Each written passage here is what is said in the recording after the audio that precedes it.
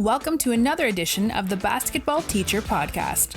Our mission is to bring you discussions on a wide array of topics in the coaching world to grow players on and off the court. You can connect with us on YouTube, Facebook, and Twitter, and also reach us directly through email at basketballteacherpodcast@gmail.com. Now, here's your host, Coach Mike Hernandez. Welcome back, everyone. Thank you guys so much for joining us here for another episode. As always, wherever in the world you're listening to us from, whatever platform you're listening to us on, thank you guys so much for all of the support, all of the messages, all of the things that you've sent to me, all the things that you've sent to the show.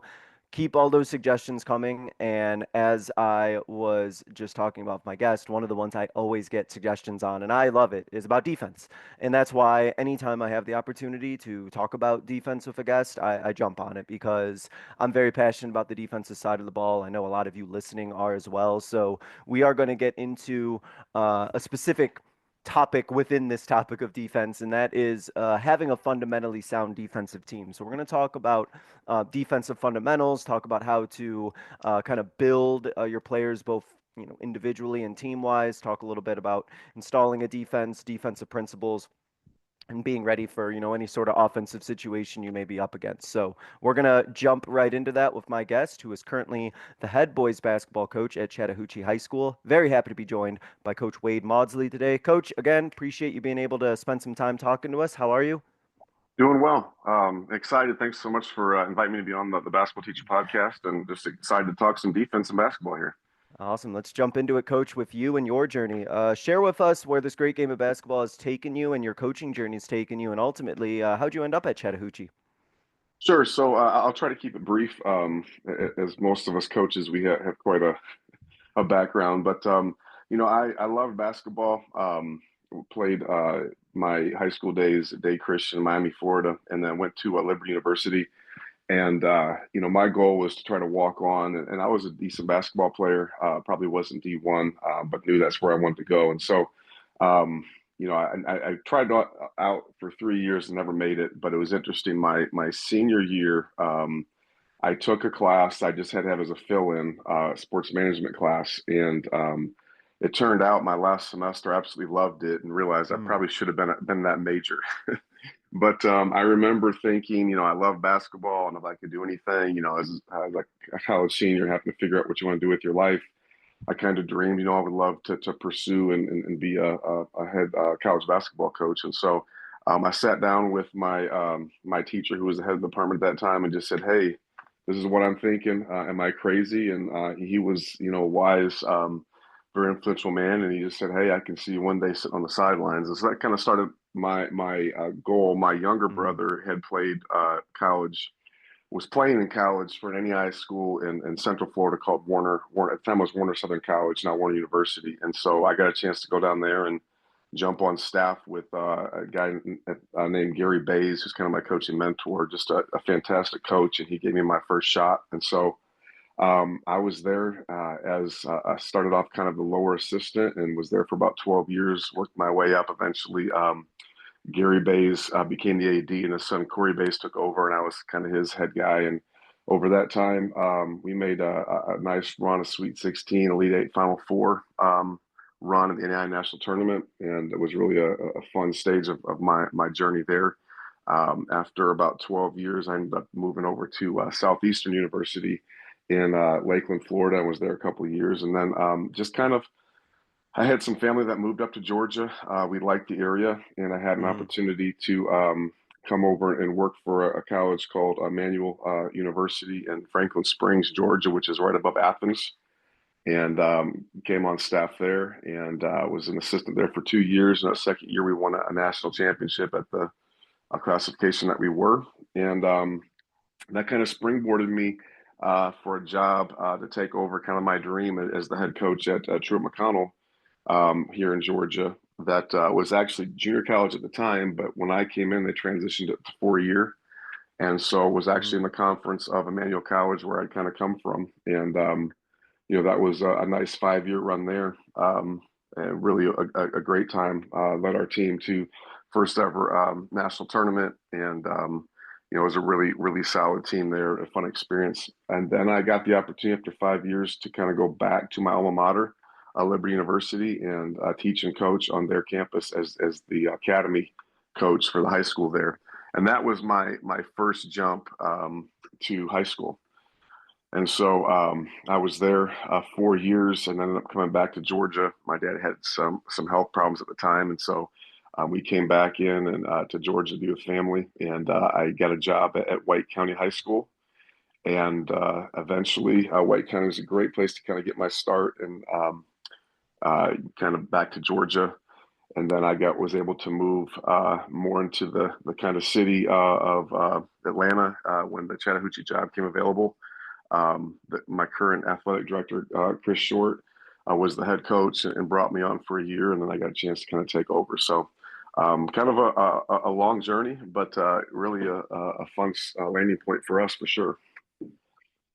In hearing your journey, something I'm curious about is how were you able to kind of take all of this collegiate experience that you had with coaching and then kind of translate that into now coaching high school? Because obviously going into the high school environment, you're dealing with younger players, you're dealing with obviously a much different set of skill set when you have high school players. So what were you able to kind of take away from all of your experience in the college world, and then also what were like some changes or adjustments that you had to make as you were coaching at high school? Yeah, I think obviously that's a big adjustment. I think the biggest thing that you could anticipate is just the time that you have in college. You have so much time to work on your team and your development of your players. And high school, you're kind of in those parameters of they're in school all day, and then you have some hours. You have a little more time in the off season, but the challenge for me was just okay. How much can you transfer from a college program into high school? I think there's certainly some valuable experiences the kids can have, but like you mentioned, how do you work maybe some of that deeper level stuff back a little bit to where it's you're kind of starting at the point of younger kids who, in some cases, when I was at LCA, even I mean, it was an interesting adjustment for me. I went from coaching college players to within a couple months I was running my first camp and coaching. It was sixth graders. It was like, wow, Oh it's a wow, big jump. big But difference. Yeah. yeah. But what I did find is, it was still basketball. I think kids struggle at all levels at some similar things, and so you just had to really look at, okay, what are some of the fundamental things that you can scale down and bring into a program that will allow me to use kind of my college experience, Hmm. but make it valuable for younger players who are obviously in a different foundational development journey in their life, and really for me it came down to defensively. I knew one of my biggest frustrations was getting high school kids and then trying to teach them how to play help side defense. Yeah. That was always a struggle. And so that's one of the things I really felt like, I want to really incorporate some of that. And the idea would be for those kids who have a chance to play on the college, maybe they get kind of a head start. I thought that was important. And then, I think probably one of the biggest things I learned over the years being underneath some really, really good head coaches is just how to run a really efficient practice, a high energy, where you're not wasting time. And so I think that translated really well to high school because it's still the same. And then, development, trying to use some of those pieces of, again, scaled down, but really trying to develop kids for what they're going to need, kind of Hmm. going to the next level. So I don't know if I answered the question there. It was kind No. of a journey, but Yeah. I think over the time I learned, you have to scale a lot of it back, but then there's a few key things that will work. And then I think you said the biggest adjustment. It's just it's a lot different when you're in a community now where in college you have a relationship with the parents, but there's separation, and then going to high school, you really have to learn how to adjust and manage being in that community and Hmm. rubbing shoulders with parents and kids and all those dreams and hopes. It's a Right. challenge. For So sure.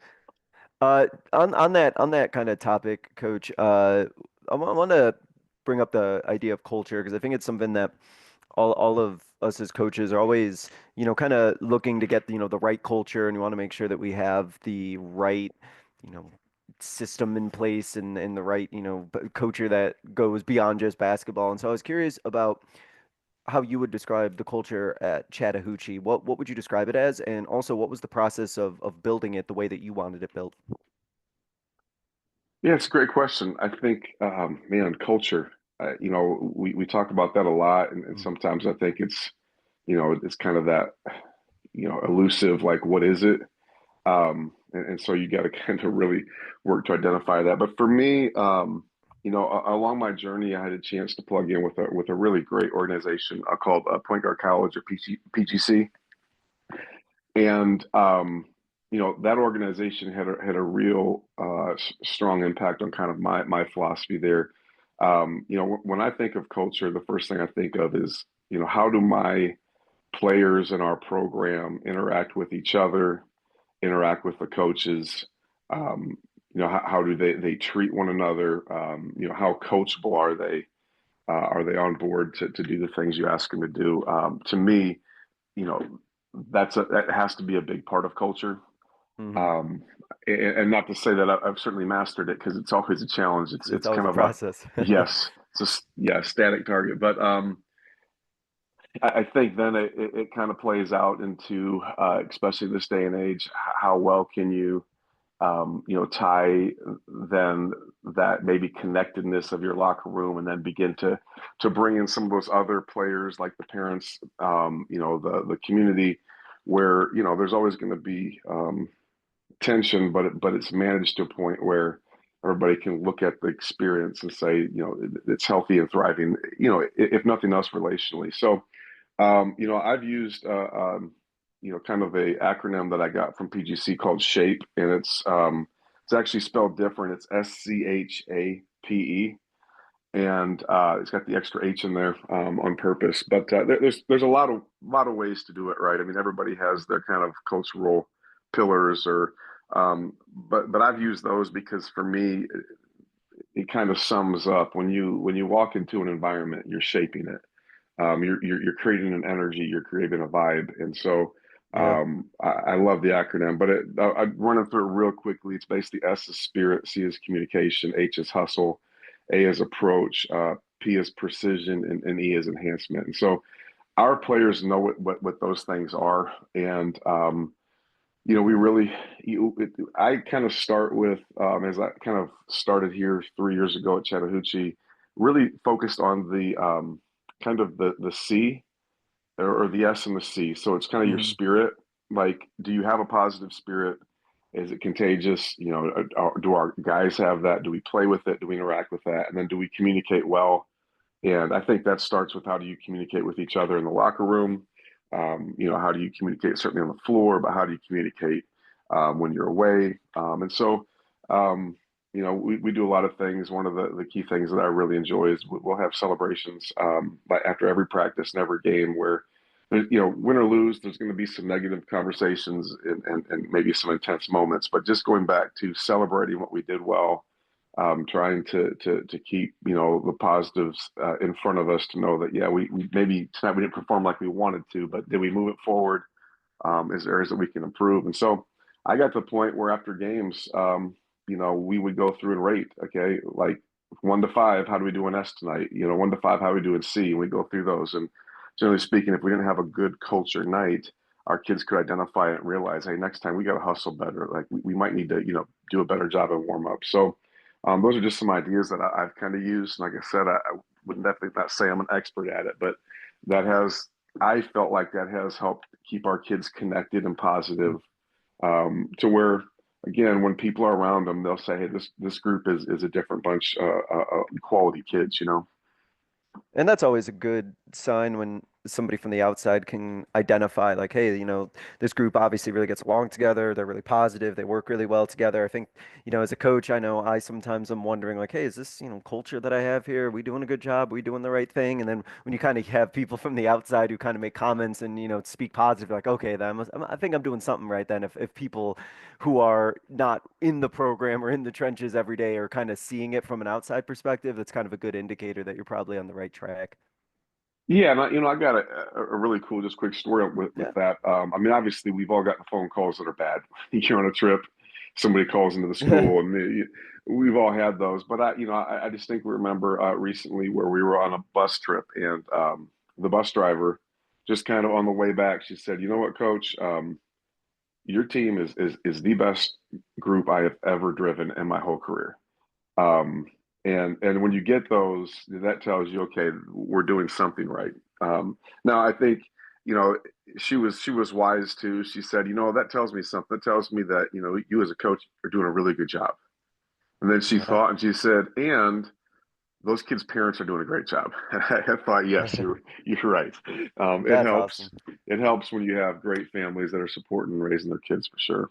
Definitely. That's great. Always great to hear something like that, a compliment like that. That's Yeah. fantastic. Coach, as we transition into talking about having a fundamentally sound defensive team, I wanted to start with um, first you talking about the experiences that you've had working with Tony Bennett's staff. And of course, all of you know, listening, if at least for me, if I hear Tony Bennett's name, I immediately think about defense and I immediately think about, you know, defensive principles. So I wanted to pick your brain a little bit about the things that you learned and the lessons that you learned from that experience that you had, and how did that kind of shape your defensive philosophy or your thoughts on defense? Yeah, and I think, you know, to answer that, again, I'm passionate about this stuff too. I love to talk about it, but I do have to kind of go back a little further to, for me defensively, I kind of cut my teeth, and the way I coach defense foundationally comes from um, Leonard Hamilton and Stan Jones at Florida State. And it's probably a great time to mention those guys. Just you know, two Hmm. unbelievable, uh, not just coaches but people. But you know, beginning of my coaching career, I guess it was 1998. I from Miami and worked Miami camps, got a chance to sit down with Stan Jones and got to know him working the camps. And then when I became a head coach, you know, in college when I first started as an assistant, we were kind of run and gun, press, jump the passing lanes, try to get athletes, and you know, on defense we switched everything.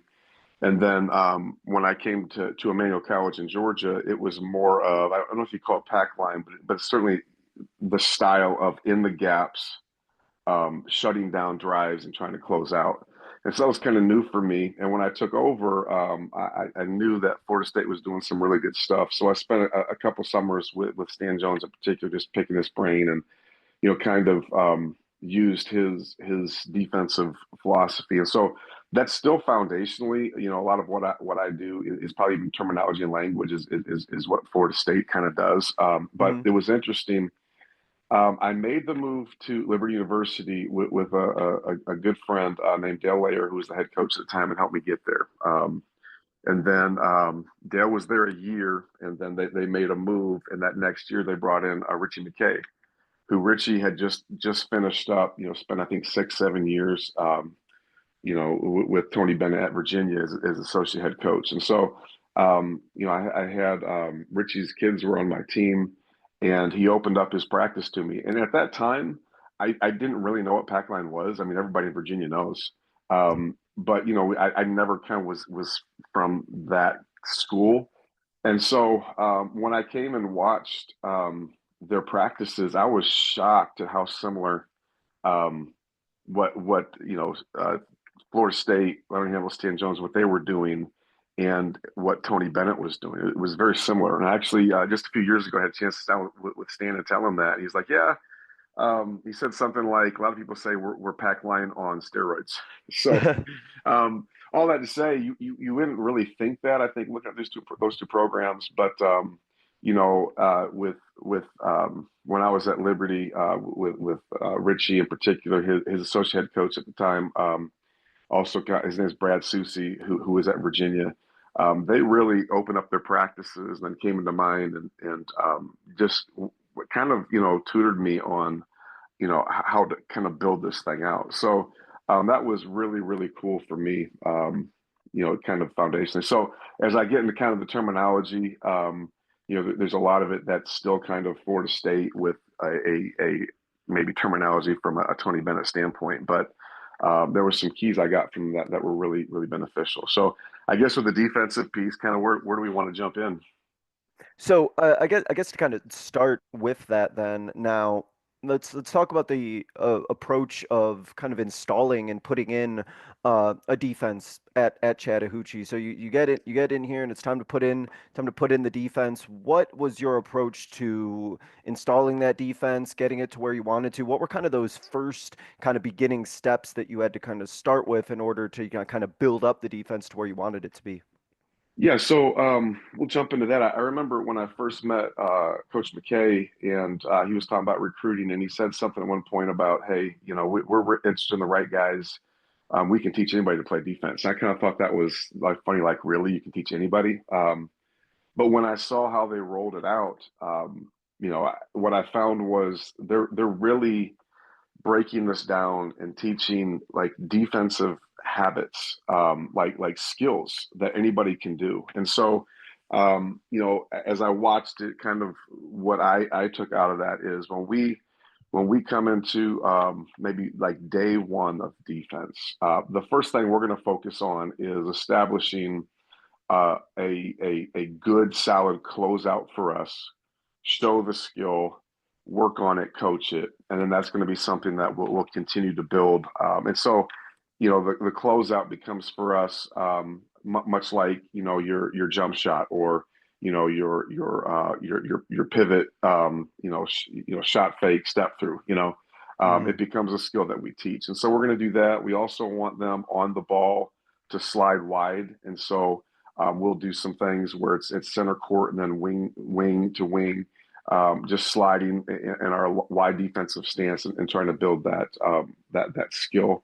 And then we're going to move into to 2-on-2 and 3-on-3 and kind of use the 2-on-2 and then 3-on-3 to build our if you will pack line habits where we're in the positions that we're in the gap and then able to close out. And so over my time of being in a program where we jumped passing lanes to now you're in the gap trying to shut down the drive and close out threes.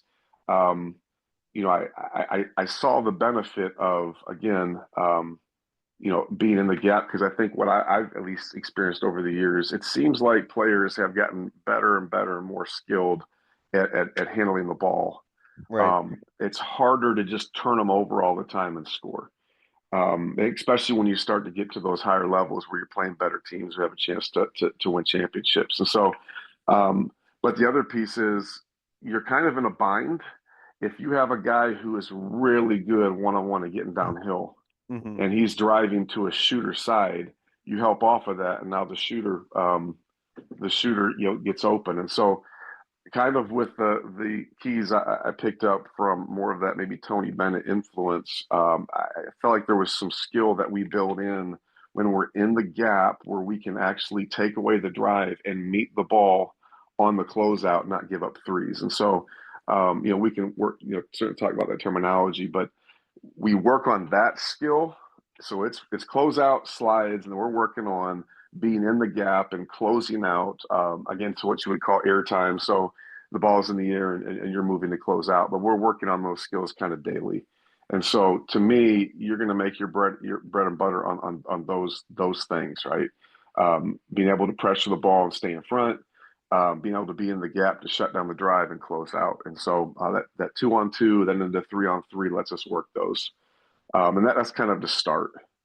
Right. As you mentioned, I would completely agree with that. Those are things you're working on daily, right? There's always stuff that you are continuing to work on, continuing to refine. And I'm curious for you, and I know we're never satisfied as coaches, but what was the process or the timetable where you thought, okay, they're starting to get it. They're starting to, do things the right way, start to close out the right way or slide the way that you want to. What was there a certain point where you thought, okay, like we're getting there? Because I'm always curious about the different, timetables that coaches feel where they feel like, okay, after, we're here after a month and then, 2 months we're here, 3 months we're here. When did you start to feel like, okay, we're really turning a corner and performing at least better towards where we need to be defensively?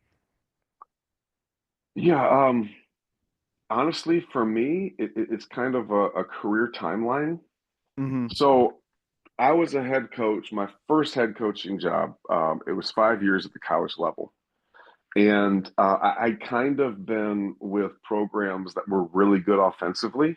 Yeah. But I didn't really have, like we're talking about today, like a defensive philosophy that you can reduplicate and create. And so my teams were always, we scored pretty good, but we always held teams. It was in the range of like 44% from the field, 45, and too many points. And I can never get it down to where I want it like closer to the 40s and maybe even to the 30s. And so my first year in Virginia at LCA, we had a pretty successful year, but defensively, it was still kind of the same. When I went back and tracked it, it was about the same. Um, for me, when I sat in and saw some of the things that are being taught and the skills that are being taught, some of the teaching points and focus points, I knew that was the answer for me. And honestly, I look at over the last 8 years. I've only had two teams that for the year weren't holding teams to like in the 30s Mm. percentage wise, and at like low 50s per game. And the two that weren't were like right at Right 40%. there. So what I knew from data was, okay, for me, I'm onto something because it was night and day. It was literally, I incorporated these things and it changed. So for me, that's when I knew, okay, I can reduplicate this probably anywhere I go. Now, when you look at like building it at Chattahoochee, it's we have the unique opportunity to work into the summers in the college. You don't really have that. You lose your kids. Now, at the higher level is that they can come back occasionally, but in high school, it's like you have them for the winter season. They're still with you in the spring, and they're doing their travel ball, and maybe we'll do 4-on-1s. But then you get all of June to go back at it. And so what I've found is by building our defenses in the summer, especially with a new group, and then I felt like probably by December, into your conference or region play that first year, I felt like, we were pretty good. Now, at Chattahoochee, it was nice because I came in as an assistant and I just focused on the defense. And so Okay. my head coach, Coach Short, was able to take the offense. And I really felt like we collapsed timetables that way. He let me run it. It was kind of like a defensive coordinator, which you don't always hear that in basketball. In But basketball, yeah, that's yeah, unique. but it let me kind of just focus on that, and then we could run it against offense, every day. And we really built some stuff in that year. So by the time I got to us, like we had come a long way. But um, you know, and even talking with like Coach McKay's staff, Hmm. because they do a lot of obviously they'll talk to a lot of high school coaches, and you touched on it. There is no like quick answer. It does have to be Right. something you're committed to. Um, but I also experienced at the end of the day, maybe defense isn't always the funnest thing to focus on. But I had a couple of teams. It was really three. One team won a national championship, but I was on two teams where we ended up getting beat. And some of it was matchup for sure. But we ended up getting beat by teams who could just sit down and guard you in the half court, and then execute in the half court as well, until they could break a defense down. So I realized over the years, like it's something if you really want to win, you have to do. So, um, yeah. I wanted to then take that, coach, and before I forget about mentioning it, you alluded to a little bit earlier. You talked about terminology. What are some of the terms that somebody would hear in the gym? What are the terms that your guys have to know? What do they mean? Kind of talk us through what are some of those vocab terms, I guess, as a teacher term that you guys are teaching defensively. Yeah. So let's just walk through like kind of the order I laid out. So in your closeouts, we'll have in a position where they're basically three of them. They're basically foot fire. They're on the whistle. They're going to close out, and the first thing we'll teach is we need them on the closeout. It's sprint, sprint, and then into chop, chop. And we show them that as they're going into that chop stance to try to again break down before they get to the player. In the traditional pack line, they're throwing two hands high. Um, so they'll get that sprint, sprint, chop, chop, two hands high. But then you start to really work the skill, and so we'll do that, and we'll instruct the offensive players to keep the ball kind of in that shooting position. And so we'll really work on that closeout. And then the next thing we're talking about is as you close out, you have to protect your feet. Again, obviously, you're in the closeout, you're always in danger of getting there and exposing your feet and there being a straight line. And so that's a huge terminology for us. But the skill is this: once we feel like they're closing out the right way, the offense will do the same thing. They'll hold that shooting position, and then we'll tell them to drop the ball and do some type of rip or move. Now they're not moving, but then we're teaching our skill called pop back, where you're protecting your feet. And so we're really it's an athletics where you're in your stance, but you just kind of pop back like you're jumping rope. You're still balanced. Okay. But you're working that skill of protecting your feet. And I know when I was at Emmanuel College, really really solid program with TJ Rosine. He's just I think one of the top coaches in the country college wise that a lot of people have never heard. I know some of our terminology used to be you've got to guard your yard, which means you got to do a closeout and guard 1 yard to the left or 1 yard to the right. And what I found with that pop back skill is, and again, it kind of goes back to what Coach McKay said, if you can get a guy who can close out and when that ball drops, they pop back, you really don't have to be incredibly quick. You're protecting your feet, and now you'll have help side. You're taking away the straight line. So that was a big key for me when I taught kind of pre pack line versus post pack line. That was a big key for us.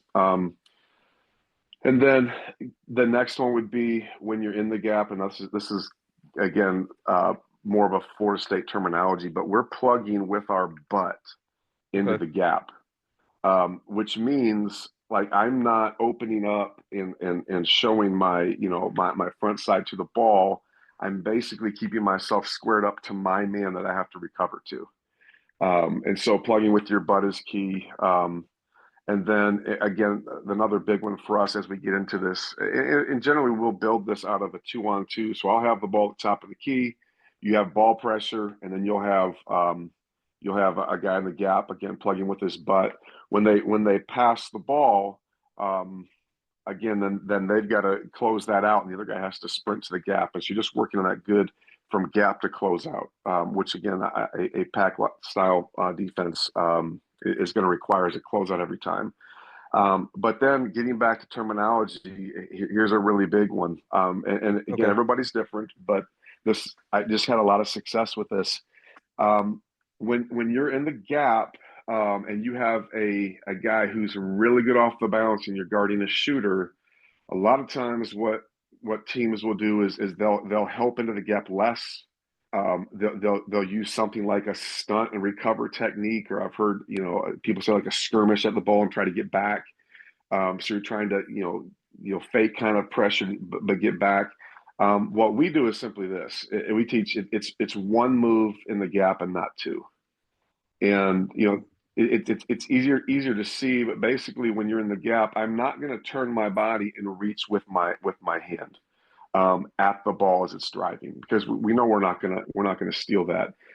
We are staying squared up, ready to, as soon as that guy, whatever our key is to go past the ball, we're ready to close out. We haven't turned our hips to the ball. We are one move in the gap, not two. And so it looks something like, if you can envision, if I kind of use that stunt recover at the ball, I'm stepping towards the ball, which is one move, and then I got to turn my hips and do a second move then to close out. And what we're saying is you are in the gap. There's nowhere to go. If our on the ball guy pops back, protects his feet, and he goes on the drive, now you're in a position we don't need you. There's nowhere to go. You're in help. You're ready to close out to the ball once that ball is moving in the air. And so, it's just those really small things, and those are skills that we work on almost daily. And I say that, I mean, maybe in season we feel like we're really good, but then I'll notice in film, and I think film's a big part of it, we're really starting to give up the gap a lot. Some of those skills are breaking down. It's just like an offensive skill. So we're going to go back to our closeout drills, But that's just some of the terminology that protects your feet, pop back, one move, not two. Those are some unique, terminology, language things and skills you don't hear much about, but they've made all the difference for us. Well, to add on to that, I think that one of the things that's really helpful about having terminology that you said is that you can just, call out something or, tell a guy, hey, you need to, whatever the term is that you're going to use, pop back or whatever the term is, and they instantly, know what it is you're referring to and can make that correction. I think as a coach that just, saves you so much time when you have those, key terms and those phrases that you use that your guys already know what they mean, so that you don't have to spend tons of time explaining it. You can just say something in, a couple words and okay, boom, they already know what it means. They can make that adjustment. You can just kind of keep going from there. Yeah, and I think we talked earlier about kind of like what translates or what can translate from college to high school. And those are some of the things. I Yeah. mean, it's not a knock, but I know a lot of times I've heard in terms of coaching maybe at the high school level, it's like, hey, figure out, like, don't get beat, stay in front of a guy. And when you do that, generally what's happening is if you're really athletic, you can manage. But there's not a lot of keys there. Well, for us, when you're teaching, that skill of popping back and protecting your feet, I mean, that's not a intuitive action, right? But No. when you teach the skill and they're able to do it, once you get that in place, now your whole team is consistent, and that, like you said, that starts to reap some real improvement and results for sure. And I think as you mentioned, right, by teaching these little refinements and skills, you're not just relying on, you know, just pure athleticism or speed. You're able to, make certain movements with your footwork, be able to shift yourself in positions or close out in a certain way that can, I'm not gonna say make up for it, but you're not just relying on pure athleticism on defense. There's a system to it. There's footwork to it. There's movements involved Yeah. that you do them correctly. You don't have to be the fastest guy in the court, and you can still stay in front of your guy or play good help defense. Yeah, that's it. I mean, it goes back to again. I mean, that's exactly what I believe Coach McKay was saying to me when he said we can teach anybody to play defense.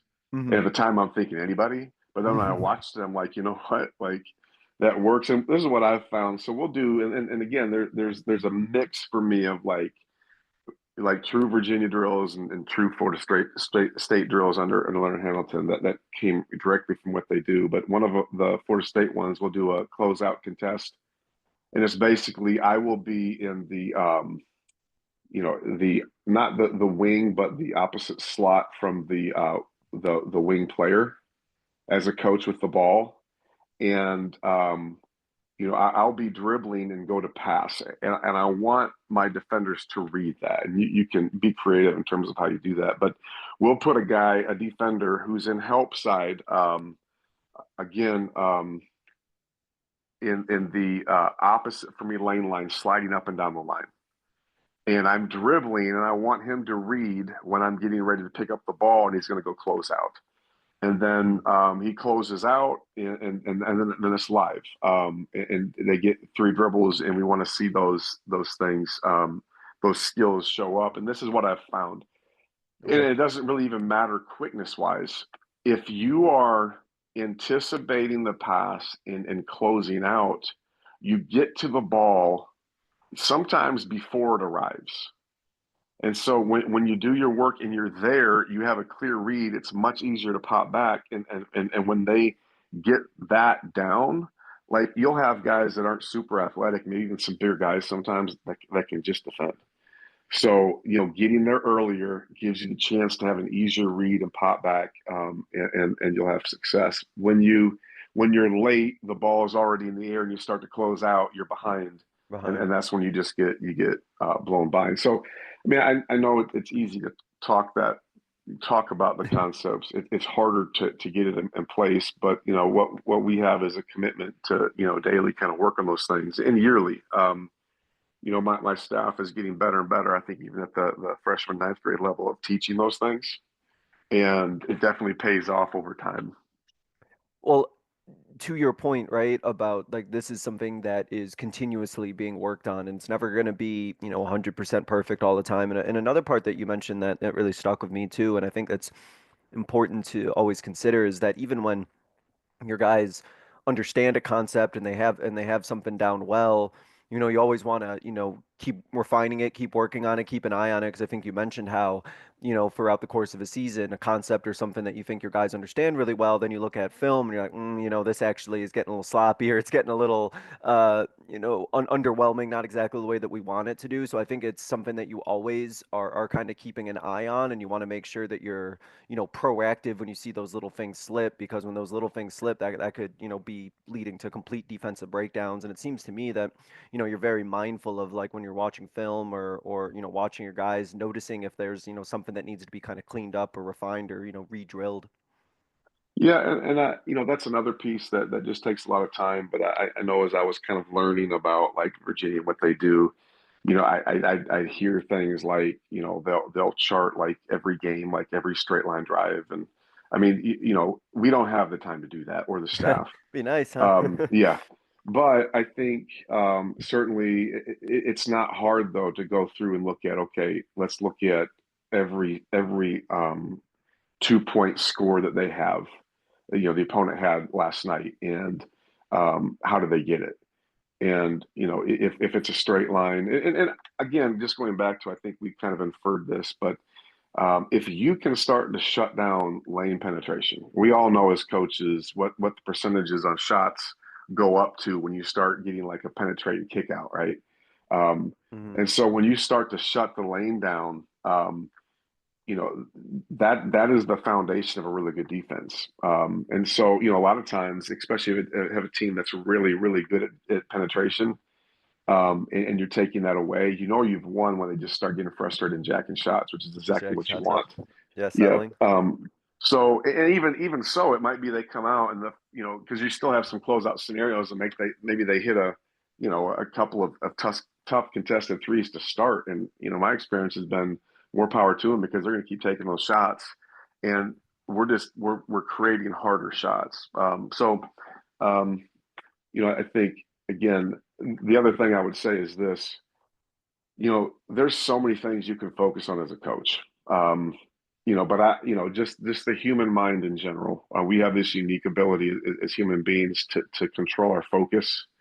Um, and the challenge, though, is how many things can you really focus on Yeah. and do really, really well? Because as a coach, you can start tallying them up, and we might be to 20 priorities. Well, nobody can focus on 20 priorities. It's kind of, you're kind of stuck maybe at, 3 4, if you're really really good, 5 that you can focus on. But I think, again, the defensive side of it, it has to be something I would think where it's got to be in that top 3 4 5 in terms of what you focus on. Hmm. And maybe 5 is too little. But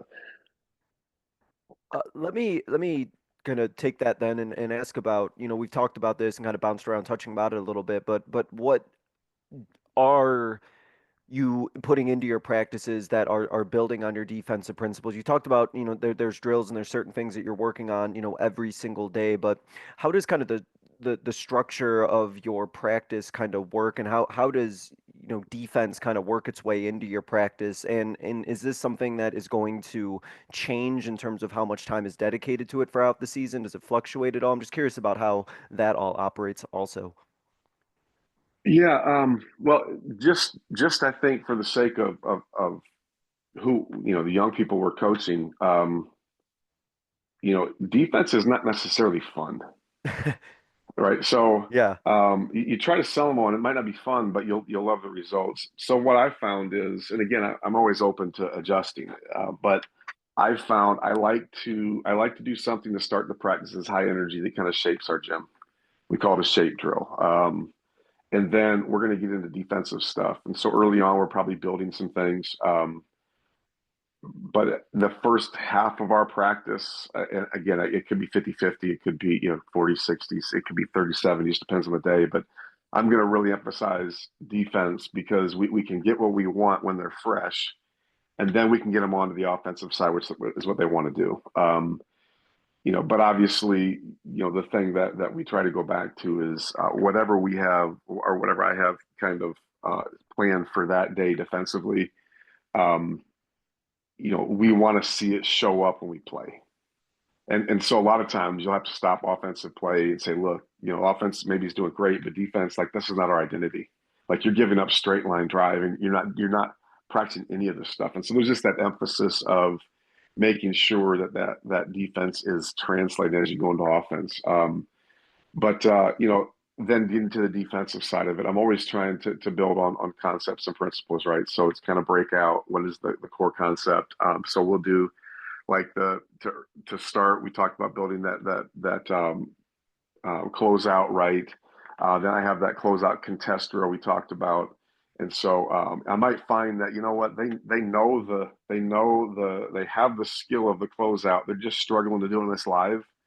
And so maybe we're just going to do for the week. We'll start with a closeout contest where it's real live one-on-one play with a tough closeout to try to build that habit. And so you might adjust with that, but then you're getting into obviously we have all the shell work and different variations of that. And I think again in the coaching world we've gotten pretty creative at making that more exciting. Um, Yeah. but you have those pieces. Then we'll do a 5 and live, so it's like 5 controlled on the whistle passes, and we're going live. Um, and then I think you have to. So we touched this a little bit. Hmm. Once you have what I found is once I have a core defense that I feel like is everybody's on the same page because this is the other piece when you are doing this type of style when one guy breaks down, I mean, it's layups. It. Like, in teams, it's funny to me. I would think um, it's other coaches would say this. Sometimes we can be so good and kind of a headache defensively that when you do find some space, it's like, it feels good, and they're gonna take advantage of it. But once everybody is kind of on the same page and they're doing this consistently, now you're working on wrinkles, right? You're working on things like ball screen. We have to work a lot on, and there's a lot of ways to do that. But I think kind of going along with maybe the as I understand it, the Tony Bennett mindset. If you can keep it simple, everybody doing the same thing, and you're not changing a lot, and so it's like we're not going to do 4 ways of guarding the ball screen. You might do the traditional blitz. That's a little harder, but once you got it, everybody knows. Everyone knows it. Um, yeah, and so in ball screens, one you have to work on these days. But then you might find some adjustments that coaches make, and so you've got some of the wrinkles that you have to work on, and those kind of change from game to game. And so I guess it's we're going to do that first half of the practice is always going to be defense. If it's early, it's going to probably be some fundamental skill building that builds into live play, and then we go into offense and live play. It might be where our skill is pretty good, but we want to kind of isolate it in this environment that we're seeing in the game. And it's gotten to points where our foundation is good enough that our defense is more okay. We're going to actually go over all the wrinkles that we saw from this coming opponent that they might do, and just get used to those actions with a scout team or something like that. So that's kind of the evolution. Maybe we're doing that more in the mid to late season than we are at the start of the season. But again, it's not that I figured it out. I've been comfortable. It's like get the defensive stuff in and then move to the fun stuff so they're finishing better. And then kind of working through that. Maybe if we're doing our job early on, it's really the fundamental skills. Um, and then we're working on some of the wrinkles and then maybe some of the specifics. But what I have found is when you're shutting down the lane with using some of these skills and principles, you're not doing a lot of so and so loves to drive left or right, or because it's hard to drive right or left. I mean, you can't get penetration, and I think it does make it a little simpler. One of the things that really stuck out in what you said, and I think that it's important to just consider or keep in mind for coaches is like, you know, you're not going to have necessarily time to put in like everything. You're not going to be perfect at everything. You're not going to, get every single bit it is that you want in, but you have to get installed and work on the things that like you put at a premium, and then you as a coach kind of have to be willing to, let some things go as best as you can in order to make sure you're focusing on, the offense and the other aspects of what it is that you need to do. And I know that could be difficult, but I can definitely tell from hearing your answer that you've definitely figured out the things that are of like highest priority and the ways that, okay, we're going to emphasize these things and make sure we're working on these and refine these. But at a certain point, we have to, kind of, let it be so that we can kind of transition into something else and make the most of your time. Yeah, I think so. And I think most coaches, most coaches are doing that. It's just again, I remember one of my coaching mentors, and he admitted, like, look, we don't spend a lot of time on defense because I don't enjoy it. Yeah. And it's like I get it, but at the same time, you can only have so many priorities, and if you really do want to have a defense, that can really make it hard on teams to get buckets. I think it's worth it. But this is interesting. I was at a clinic, and again, this was we, Hmm. we all go to so many clinics, right? Yeah. And I forget. I think it was a point guard college clinic, and there was a head Division One coach. It might have been like Washington or something at the time. I mean, I forget the names, right? But it was one of the most well attended and funnest sessions I've ever been in.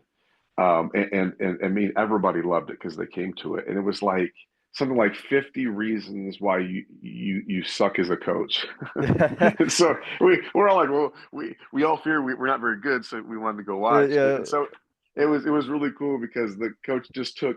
He basically said, you probably suck as a coach, and then he would say if and give like one of these coaching things that we all say.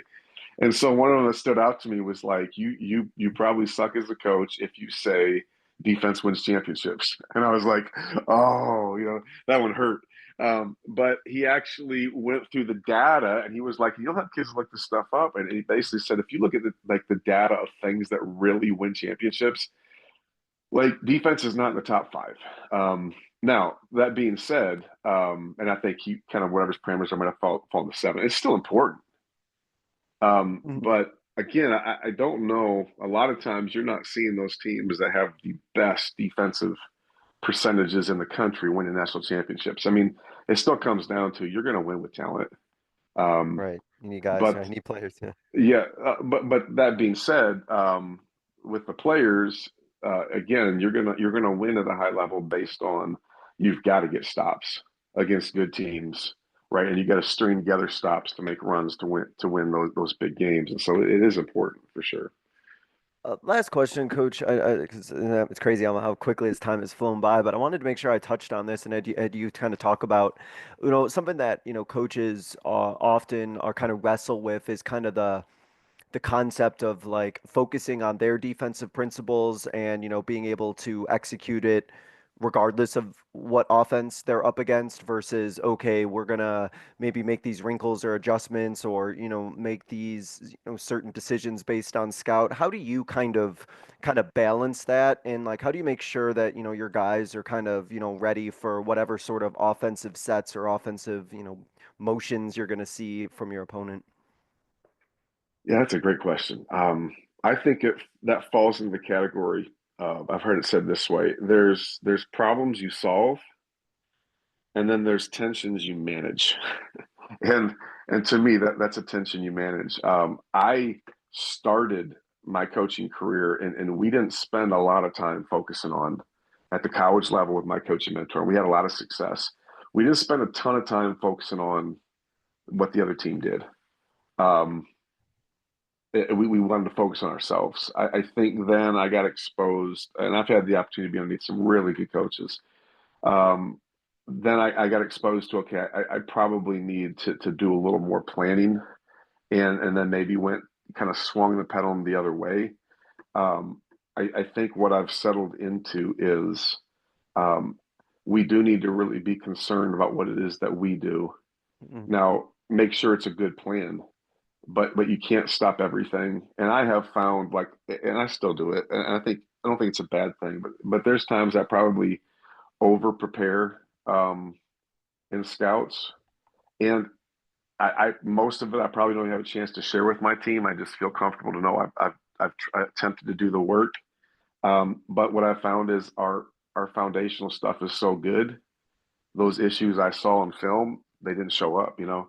So, like I said, I don't know if there's a great answer there, except I do think there's something to you are going to win by doing what you do really well.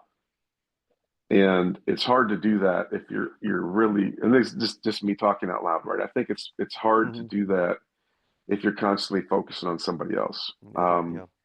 And so what I've gone to is basically, and it still takes time in terms of my personal life, right? But I've tried to go to watching film, and I might, if I have time, and obviously high school is a little more challenging, but I like to go through and watch an opponent and pick the game because we can't watch all the games at high school. We just don't have the time.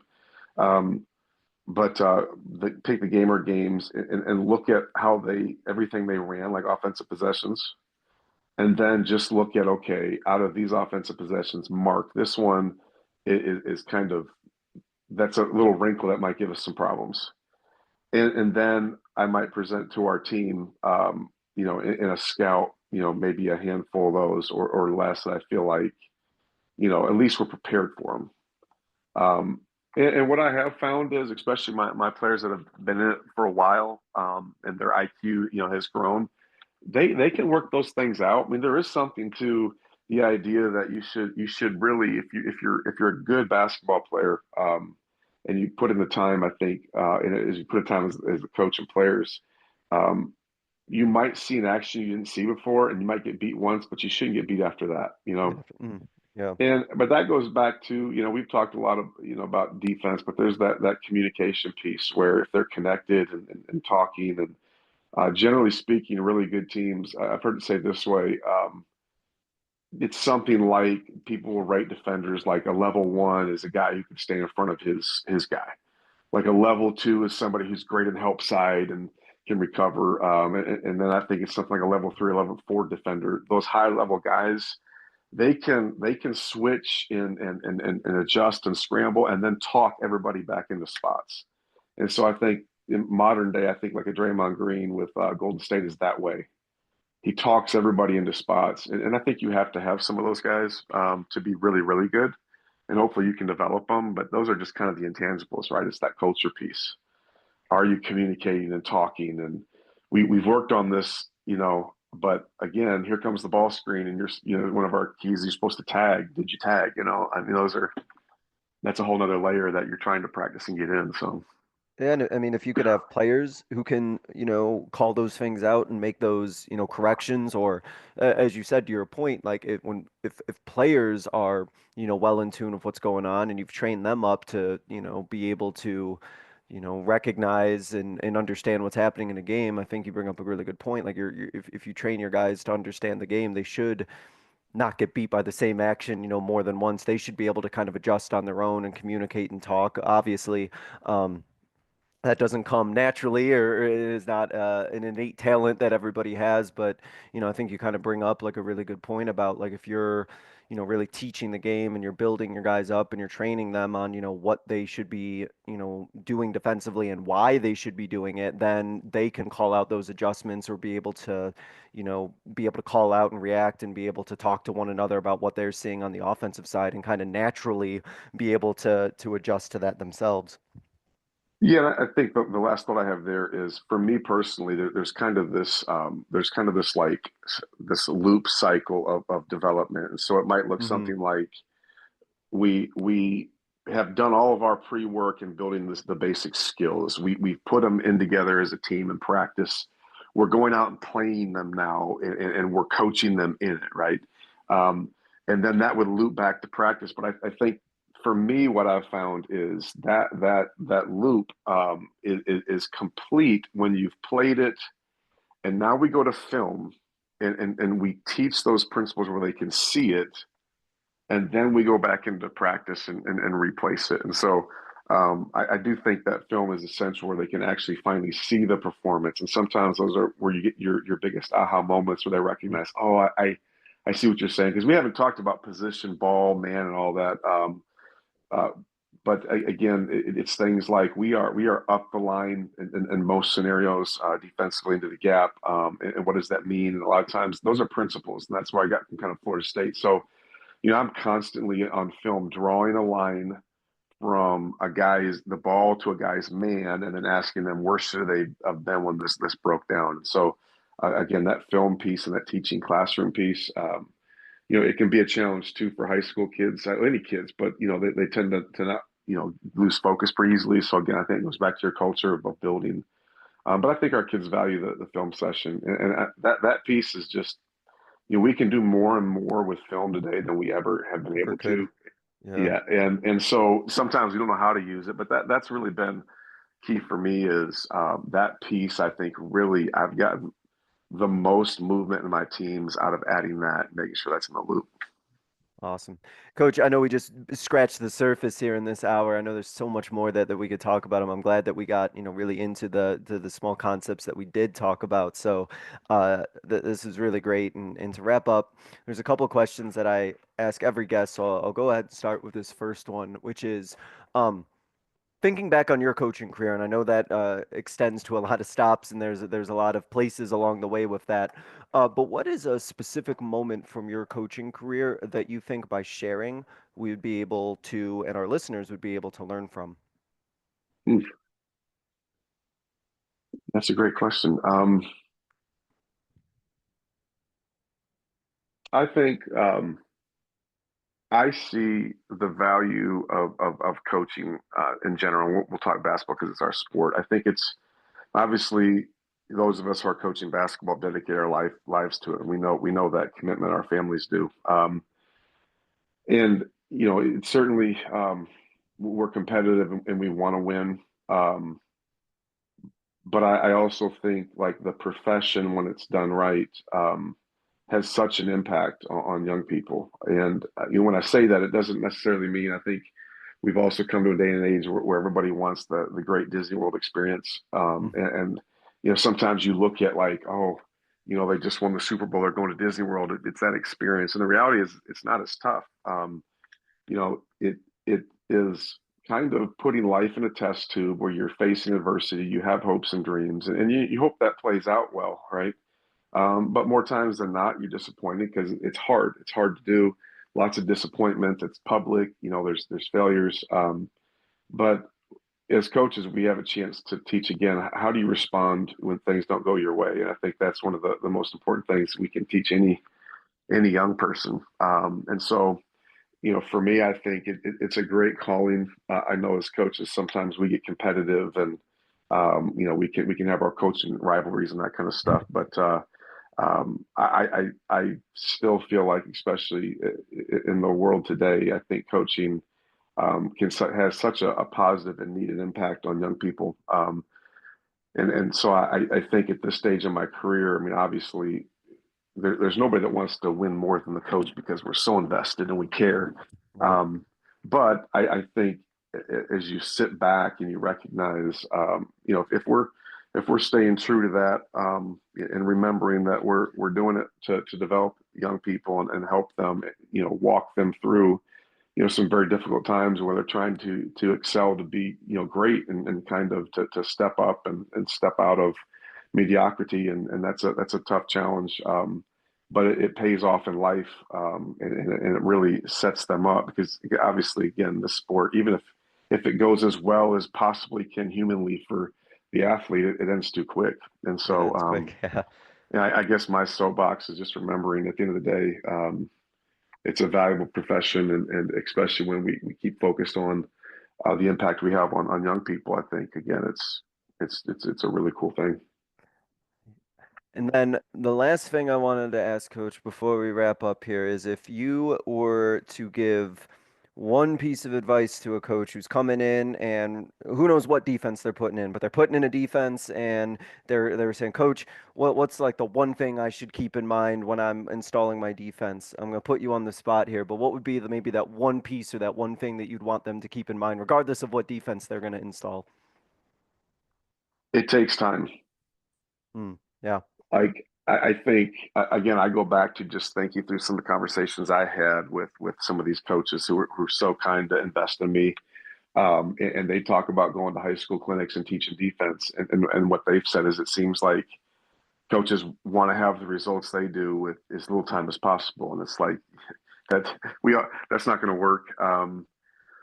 So it's just finding, what are some keys that work for you in your system? Because that's really what happened for me. I came across some particular keys that really helped me have success, and then we're just committed to them. And so you've got to put the time in, and like I said, stay at it, because I think it's always a moving target, but just like we teach with our kids, you stay at it over time. Certainly, you'll make sure it's in your practice plan, and obviously we should have those.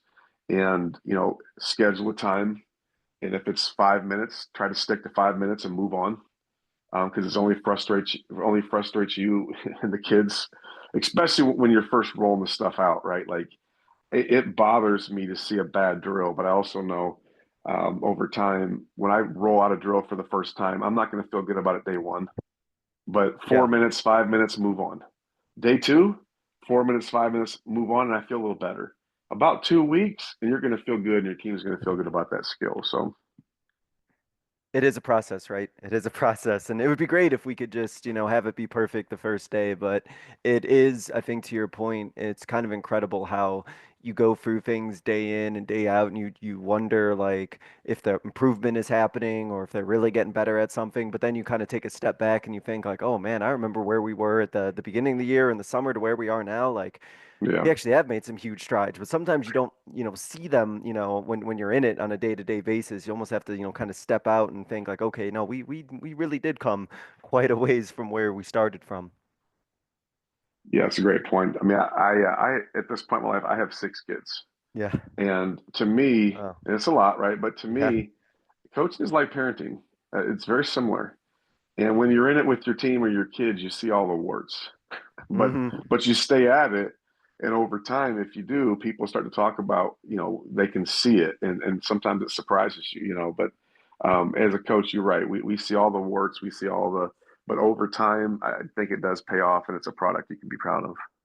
Awesome.